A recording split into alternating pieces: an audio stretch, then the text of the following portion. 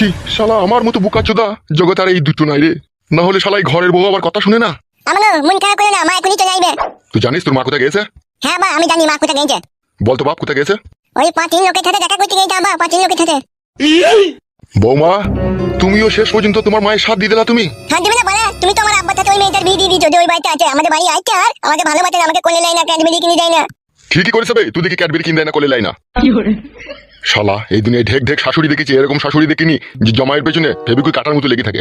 হ্যাঁ গো আব্বা, আপনার ছেলেকে একবার এই বাড়িতে আসবে না, সে সারাদিন ওকে একবার টুকি মারবে না। আপনার ছেলে তো যে ছুরিটাকে বিয়ে করলে তার বাড়িতে সব সময় থাকছে, এখানে তো একবারও সে ভুলেও আসে না। তাহলে আমার ছেলেটা আমরা দুজনে কি বানে জলে ভেসে এসেছি বলেন? তাকে তো সারাদিন একবার খোঁজ খবর নিতে হবে নাকি, সেটা তো লিখে নাও। থালো খাতি নতুন বউটার কাছেই থাকতে থালো হারামি।